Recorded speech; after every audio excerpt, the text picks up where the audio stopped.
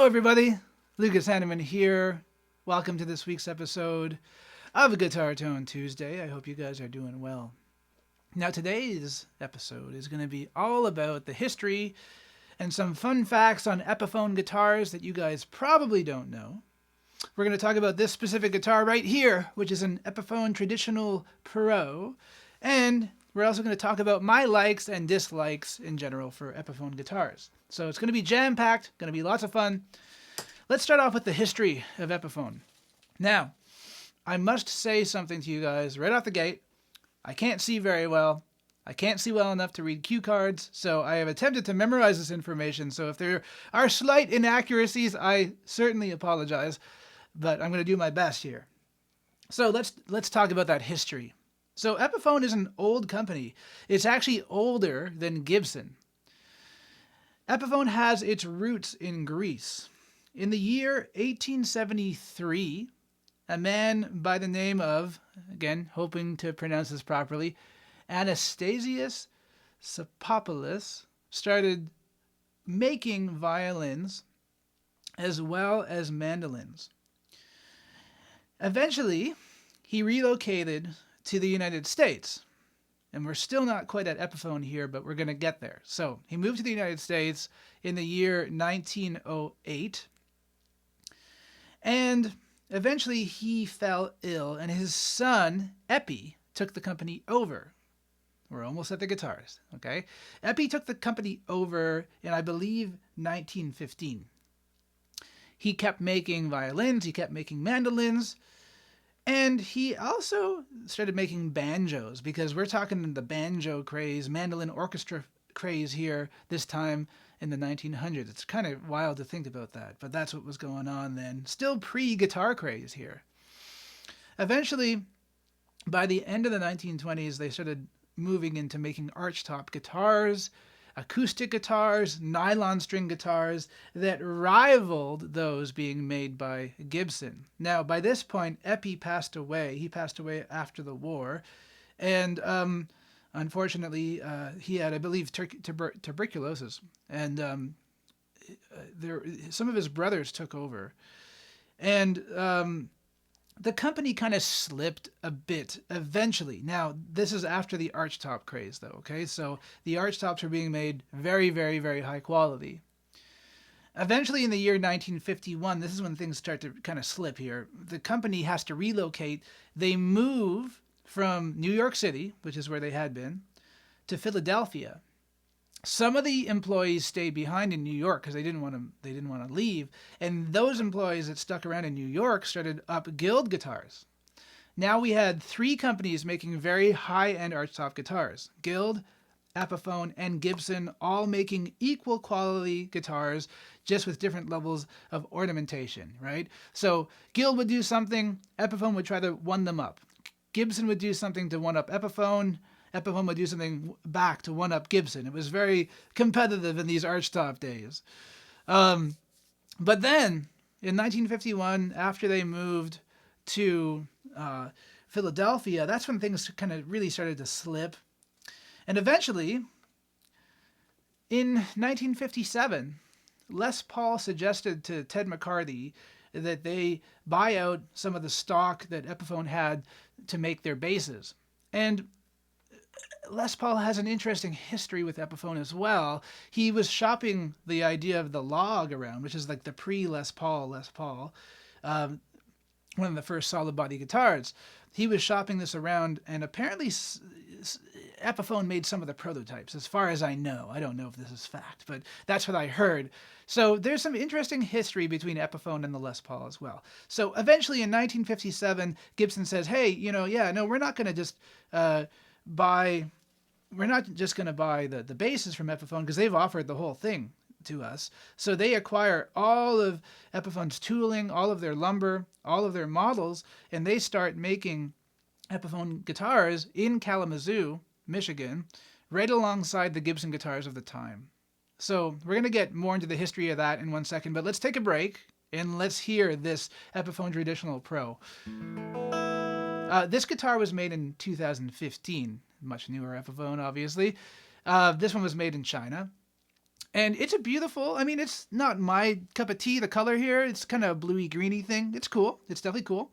Modern style Epiphone Les Paul. And it's an interesting guitar because it's got a gloss top and it's got a satin back and back and neck. And it's got Grover 18:1 ratio tuners, so pretty cool. Let's hear this Alnico pickup here in the neck.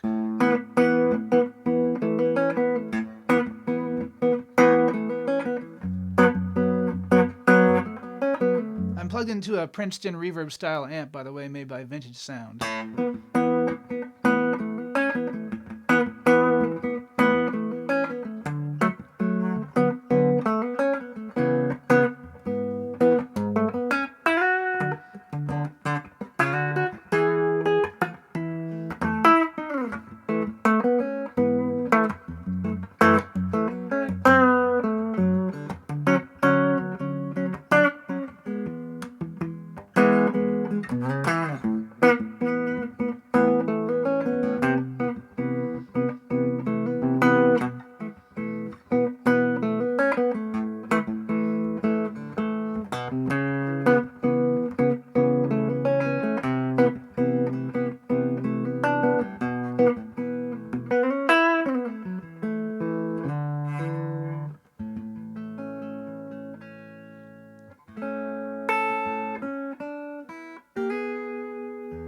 Okay, let's move to the bridge pickup. This is Epiphone Pro Bucker.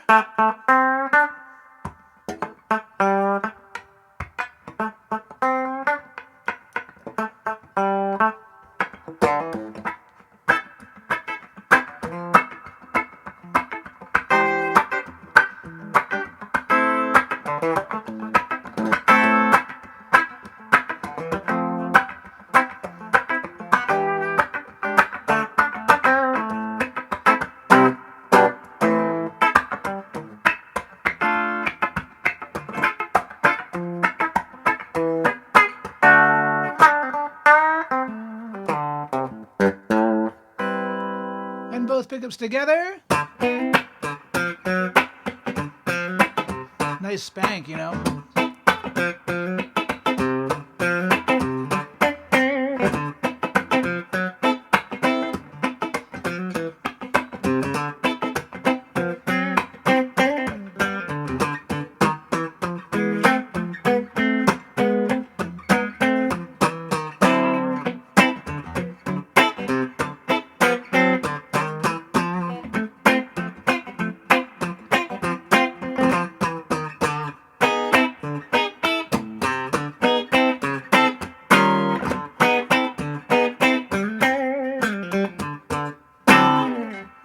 All right, fun guitar to play.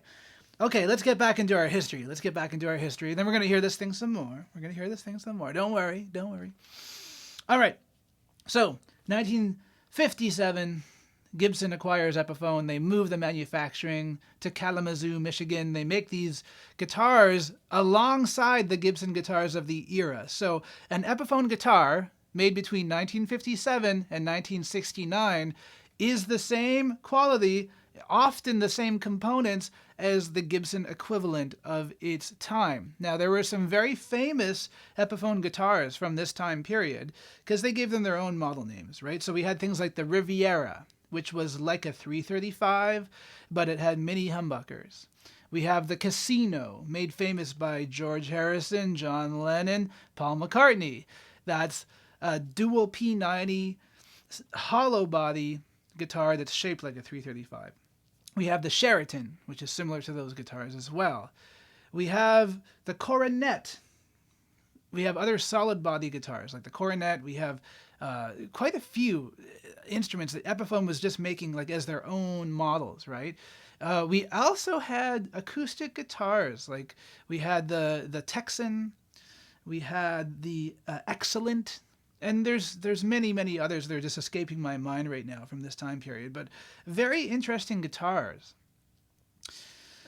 Now, like I say, these guitars were made until 1969. At that point, Epiphone decided, you know what? Let's not make such high quality guitars in our facilities. Let's move the production. They were in Japan for about 10 years. They said, oh, let's move it to Korea. And then after they were in Korea for about 15 years or so, they moved the production then to China. And that's where the Epiphones have been made since 1997 for the most part. Now we're in an exciting era because, Epiphone guitars are being made now elsewhere. Like they're being made back in the United States again, some of the high-end Epiphones. And then we also have, the inspired by Gibson range, which are made in China, but they're made to very high standards. Now, let's get to this guitar. This is not the inspired by Gibson guitar. I don't have access to one of those. I'm just working on this guitar for a client right now, so I thought, you know what, let's do a video on this. This is an Epiphone Pro, which is the kind of typical Epiphone Les Paul, albeit that this one has a nice, kind of fancier top and interesting finish and the satin neck and all that kind of stuff. But let's hear it with some overdrive.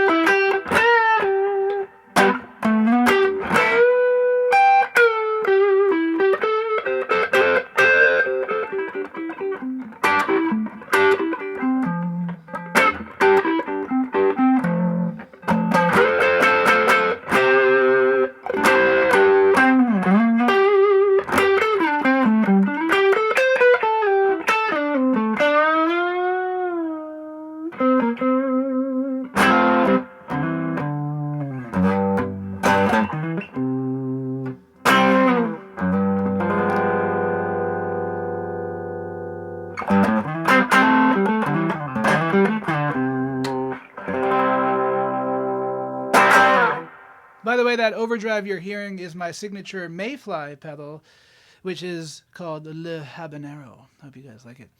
All right. So, yeah, this is a good guitar. This is a good guitar, but I want to, at this point, I just want to get into some of my likes and my dislikes of the Epiphone guitars, especially the Les Pauls, because that's what I have in my hands today. This guitar is a nice weight. It's not very, very heavy. I think because of the whatever kind of weight relief Epiphone's using in these guitars, I think that there are some Epiphones out there that are actually a fair bit lighter than the Gibson equivalents. So this is an example of that. This is probably about 8 pounds. It's a nice lightweight Les Paul. So whatever Epiphone was doing in 2015 when they built this thing, it's comfortable. I also think that the value for money thing is something that you can't argue with, right? Like, I could take this guitar to a gig, it would be totally fine, and, that's really all you need. There's a law of diminishing returns with guitars, and so Epiphone is certainly favorable in that regard as well. You get a Les Paul-shaped guitar. It does the job. It does what the Les Paul is supposed to do, and I think there might even be some advantages because of the fact that there's less headstock tilt with this guitar, so probably less prone to headstock breakage than a Gibson would be. So those are all very positive aspects, but there are things that I wish Epiphone would do better. One thing is that I wish they would cut their nuts a little bit nicer because I have trouble keeping this thing in tune. You can see it's not horrible, but it's not perfect either, and I've worked really hard to stretch these strings out. I also think that the neck angle on some of these guitars is a little bit sketchy. This guitar, I'm setting it up for somebody right now, and I had to bring the tailpiece here on this two-pneumatic bridge. I had to bring the bridge all the way down as far as it can go to get the strings to a reasonable height here, which like what I would call like a normal string height. Now, I can't go any lower than that. If the person wanted super, super, super low action, you would have to do a neck reset on this thing. So sometimes it's just the attention to detail, right? The biggest thing that bugs me, honestly, though, is the fret wire. I find, but this isn't just an Epiphone thing. It's a Gibson thing. It's a Fender thing too. I feel like these companies put fret wire on their guitars purposely that will not last that long. And there's other companies out there that use more premium fret wire, and it doesn't cost that much more to get kind of premium wire. And I think it would be a good thing if Epiphone and Fender and Gibson could start using like Jeskar frets, things like that. That would, like, they're still regular nickel silver frets, but they last longer. So those are my gripes, But of course, right? Like, this is a budget-friendly guitar. For the amount you spend on it, it's very well made, But, there's a lot of competition out there now. There's a lot of guitars that are being made to very high standards for not very much money. And so I think that Epiphone just needs to take a look at that and maybe just, my opinion, maybe could improve. Okay, but that's just my opinion. I want you guys to let me know what you think in the comment section down below. But yeah, there it is. That's an Epiphone Traditional Pro from 2015. Some interesting Epiphone history and my thoughts on Epiphone overall. Guys, don't forget to like, share, subscribe, and let me know your thoughts on Epiphone in the comment section down below.